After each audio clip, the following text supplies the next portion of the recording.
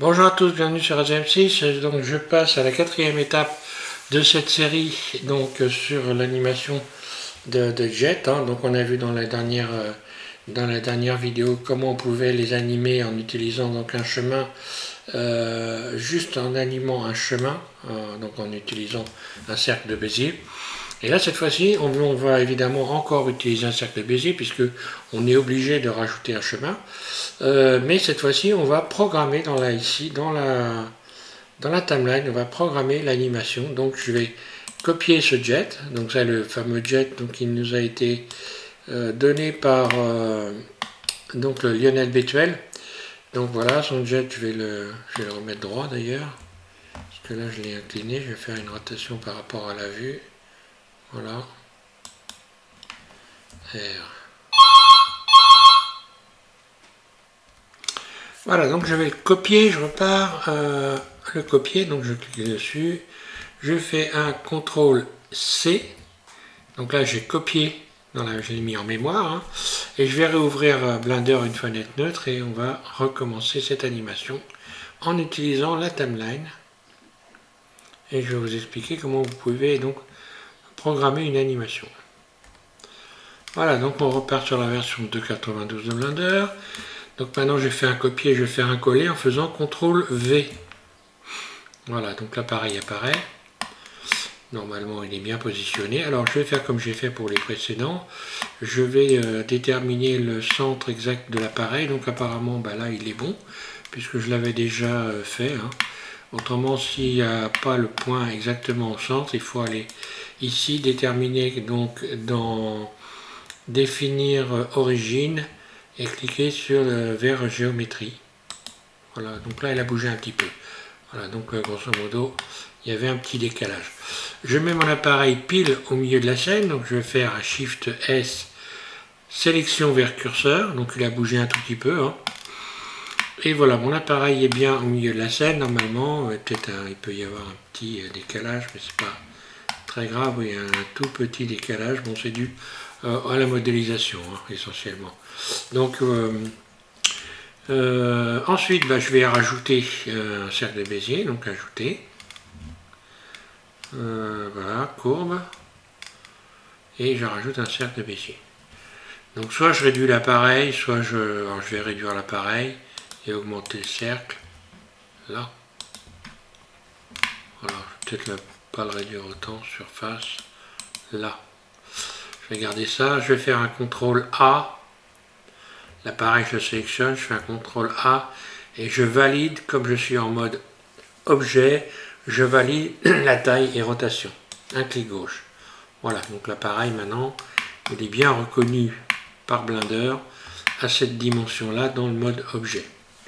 Alors ensuite, je vais lui appliquer, donc comme j'ai fait précédemment, une contrainte. Ici, je clique donc sur cette icône ici, là. Puis ensuite, on va aller dans contrainte. Ensuite, on va aller donc suivre le chemin, un clic gauche. Voilà. Et donc là, je vais sélectionner le cercle de Bézier. Voilà, mon appareil est venu se positionner là. Encore une fois, on va modifier son orientation pour le faire tourner. Donc on va chercher, peut-être ça va être X-. Non, c'est pas X-. Tiens, pourquoi il revient? Suivre la courbe. Voilà. Et je vais faire donc...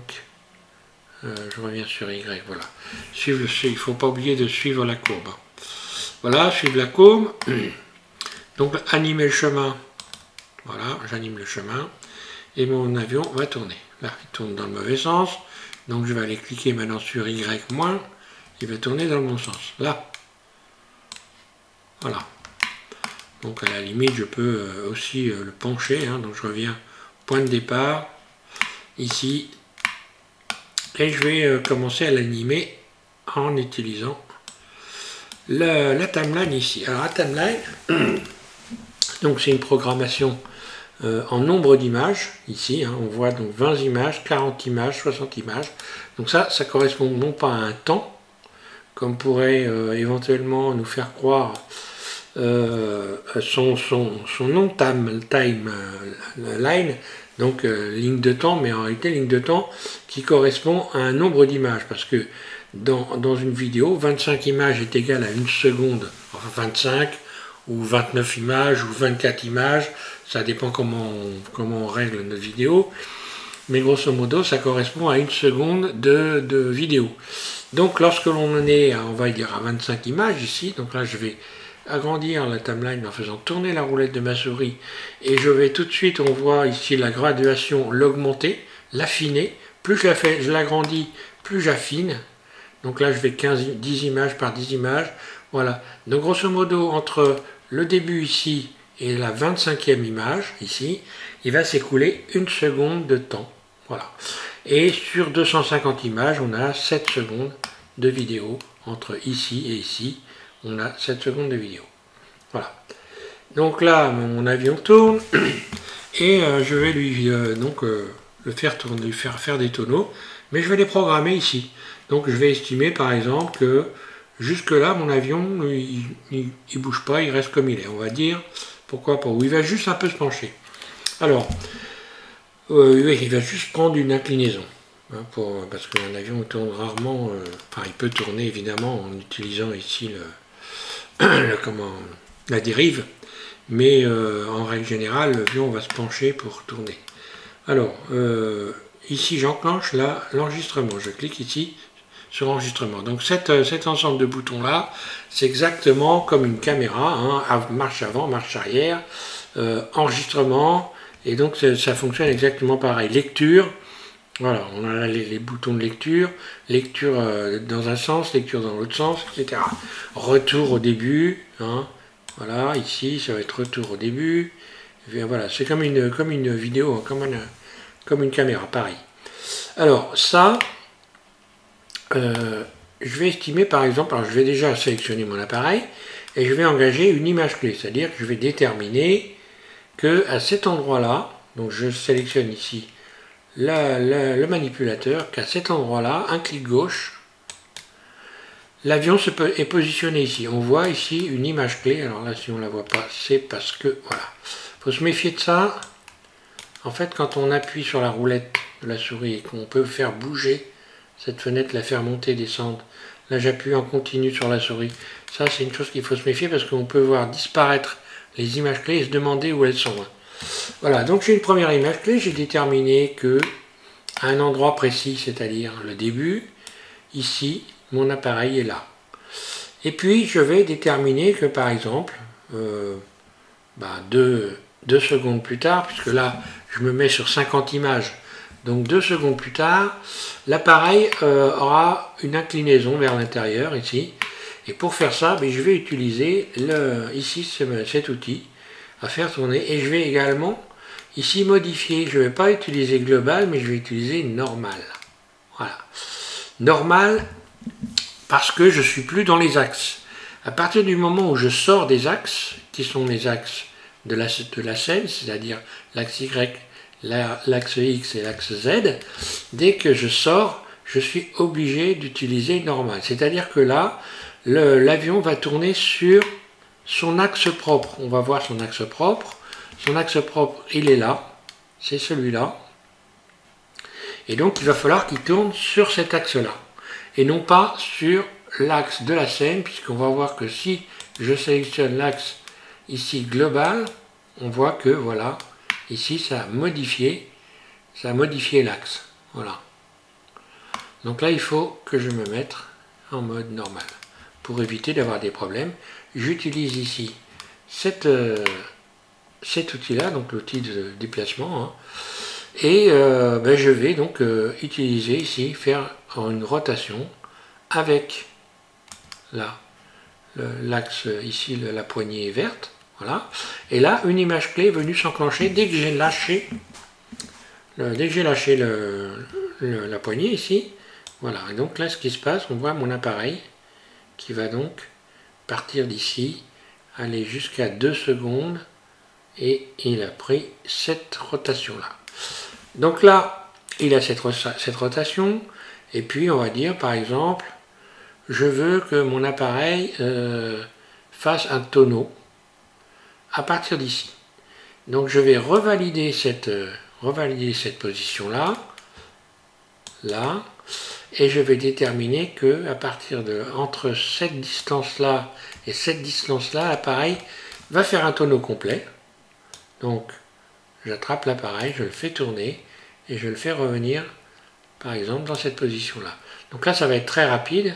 Voilà ce qui se passe. Donc, il se penche. Puis là, on va avoir le tonneau et il revient dans la position. Voilà. Donc je pourrais éventuellement le faire revenir donc à un autre endroit de l'animation ici. Je pourrais donc continuer. Par exemple, je vais déterminer qu'à ce nombre d'images ici, donc là on est à 100 images. On voit le nombre d'images ici. 100 images, donc 4 secondes. À la 4e seconde, mon appareil est comme ça. Et je vais donc faire en sorte qu'il soit encore comme ça. Je clique sur la poignée verte. Donc j'ai ajouté une image clé. Et je détermine que mon appareil va se redresser très rapidement. En 1 seconde. Donc 1 seconde correspond à 25 images. Donc ça sera 125. Donc je bouge mon curseur. Ici, j'appuie en continu à gauche pour bouger le curseur. Et là, j'attrape cette poignée-là. Et tout simplement, je viens redresser mon appareil. Il va se redresser en 1 seconde. Là, il va continuer donc à tourner. Quand il va revenir au départ, il reprend donc l'animation. Il se penche, il tourne. Il vient se redresser très rapidement. Voilà. Et puis, je vais déterminer que j'ai un double tonneau, par exemple, à partir de cet endroit-là. Donc à la 150e image, ici, je détermine qu'il va se passer quelque chose à cet endroit-là. Donc je fais, et je mets une image clé, mon appareil est ici, je valide cette position et je l'emmène un peu plus loin et je vais lui faire faire un double tonneau. Double tonneau, j'attrape ici. Et je vais faire un double tonneau et revenir penché. Donc là, je fais tourner 2 fois. 1, 2, et je fais revenir comme ceci. Voilà. Que va-t-il se passer? Eh bien, on voit que voilà, il fait un double tonneau. Il revient dans la position. Alors, le truc, c'est quand on va arriver au bout de l'animation, il va revenir ici. Et donc, forcément, il n'est pas à la bonne position, donc il y a un décalage. Là, voilà, donc là il fait l'animation, donc, et il revient au point de départ. Donc, point de départ qui est ici. Donc, il aurait fallu que je détermine que mon appareil, à cet endroit-là, ici, il se trouve au point de départ, là.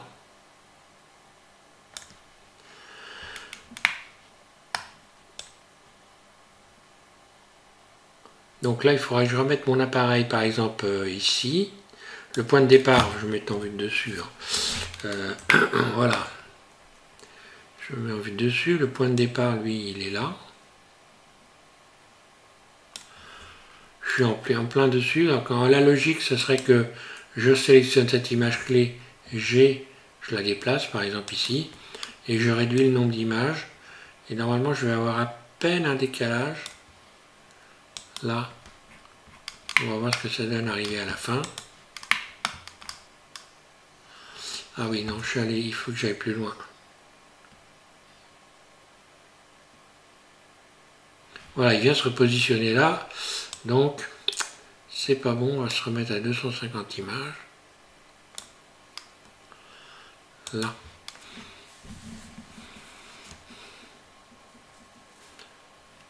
Voilà, c'est un peu le problème qu'il y a. Il faudra vraiment retomber sur la même image. Parce que là, il va revenir en arrière, forcément. Voilà, bon. Mais on peut faire une très longue animation, évidemment, en faisant ça. Donc, en ayant beaucoup plus de mouvements. Donc là, c'est toujours pareil. Ici, je vais pouvoir donc modifier le chemin. Maintenant que j'ai animé mon avion, je peux modifier ici. Voilà. Je peux modifier la forme du chemin. Je peux encore une fois de plus toujours aussi modifier ici sur le chemin, je peux modifier la rotation avec le chemin. On a vu dans le précédent tuto qu'on pouvait quand on crée des rotations ici en faisant vriller ici les flèches, hein, en utilisant cet outil-là, incliné, voilà. Et là, on voit que je peux, par exemple, je pourrais redresser le faire revenir comme ça, par exemple. Et on va voir ce que ça va donner. Arrivé à cet endroit-là, je reviens un peu en arrière. Alors, il ne faut pas oublier de désenclencher aussi l'enregistrement, hein. Ça, c'est important. Et là, on va voir ce qui va se passer. Oh, amusant, non?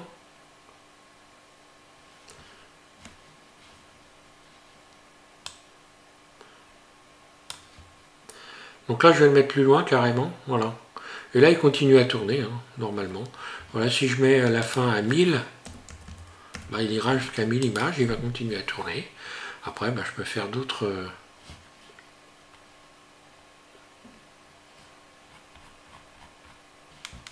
Voilà. Là, par contre, il va suivre le chemin. Mais il n'y aura aucune autre animation. Donc, je peux déterminer, par exemple, que à partir de la 500 et quelques images. Alors là, je suis en train de me demander un truc, il y a une question que je ne me suis jamais posée. Alors si, il y a une chose qu'on peut toujours faire, c'est également animer le chemin. Par exemple ici. Alors après, c'est ici le chemin, je peux donc ajouter une image clé. Pareil, j'enclenche l'enregistrement. Je vais sélectionner voilà, une poignée ici. Et je vais déterminer que mon chemin, donc jusqu'ici, il est là, il n'y a pas de problème.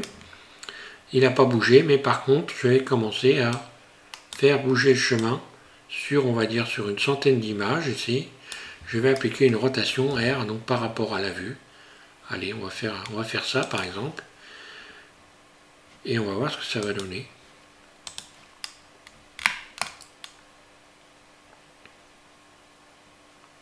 Et voilà. Et là, le chemin est en train de tourner.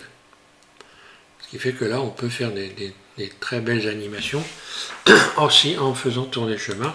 Là, je pourrais faire, donc par exemple, valider que mon chemin est à cet endroit-là, comme ça, et que je vais lui faire une rotation sur l'axe Z. Donc si je lui fais faire une rotation sur l'axe Z, je vais revenir ici dans Global. Là. Donc là, je vais reprendre le chemin avec les axes de la scène. Et je vais déplacer par exemple ici, on va dire, de quelques images. Et voilà, rotation sur Z, donc R, Z. Et voilà, je fais un déplacement, alors pas trop vite non plus parce que... Voilà, et là ça va nous donner ceci.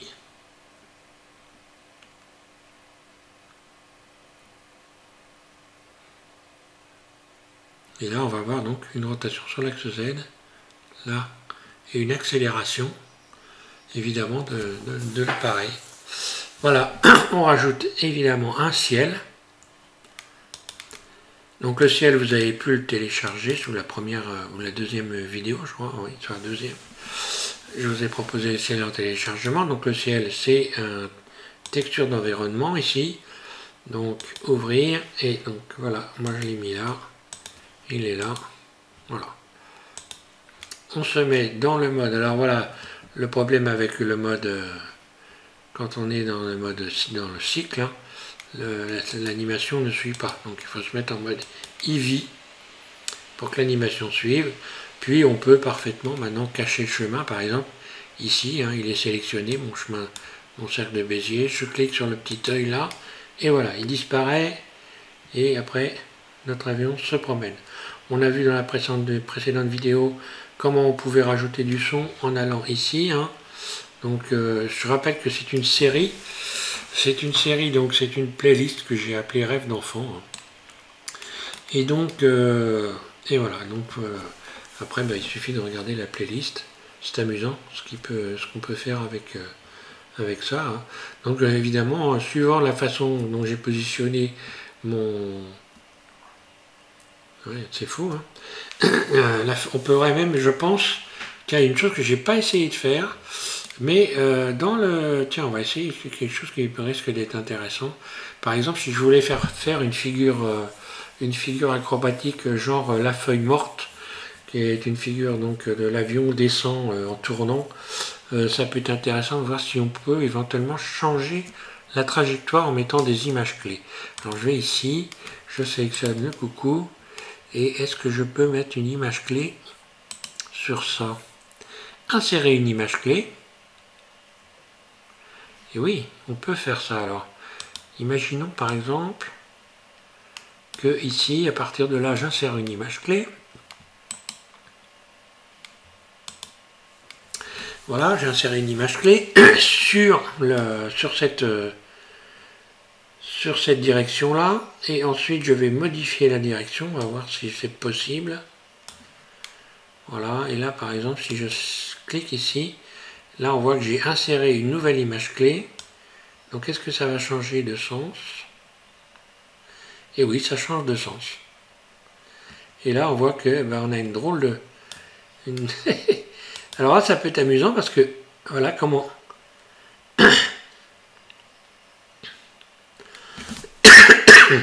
Alors là, on a des figures extraordinaires. Hein.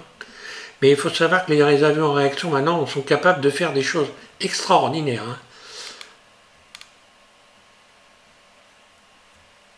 Enfin, pas comme ça quand même. Hein. Mais bon, avec un avion, on peut faire ce qu'ils appellent le fantôme, c'est-à-dire que l'avion se met en position verticale et ne bouge pas, il reste fixe en position verticale. Et puis, il descend tout doucement. Et puis, il vient frôler la piste avec son empennage, donc la queue de l'avion. Hein. Et ils font des figures vraiment incroyables. Hein. Il faut aller au salon du Bourget pour voir ça, c'est un truc de folie. Voilà. Donc voilà, on peut éventuellement faire ça. Alors ça peut être amusant. Et puis ensuite de revenir par exemple à une configuration normale. Là je vois que on imagine un peu. Ici je reviens cliquer. Donc j'ai laissé l'enregistrement. Hein, et là je reviens cliquer sur ça doit être c'était Y- il me semble, pour avoir donc la bonne. Et voilà, l'appareil va revenir là. Donc là il fait une figure bizarre. Puis hop, il va revenir dans sa position normale. Donc c'est des choses à travailler. Hein. Donc prochain tuto, on modélise un petit avion à hélice, un biplan. Donc version, encore une fois, version rapide. Hein. Je rappelle que là, on a fait des avions qu'on pourrait appeler des avions minutes. Hein. Donc pour vous donner un ordre d'idée, pour ceux qui prendraient cette vidéo sans avoir vu les autres, Lionel n'a mis que 20 minutes pour modéliser ce jet et franchement il est beau quoi. Donc on peut faire de très beaux avions pour s'amuser à faire des animations sans être obligé d'aller dans des détails complètement...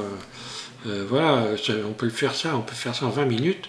Ça peut être amusant, voilà, et puis de mettre des avions, faire des poursuites, voilà. Donc prochain tuto, je répète, on va voir comment on peut faire tourner une hélice et que l'hélice en fait elle va tourner en suivant bien l'avion. Donc c'est un peu particulier comme technique, il faut le savoir. On va encore une fois de plus utiliser ici ce mode normal pour pouvoir arriver à faire ça, vous verrez.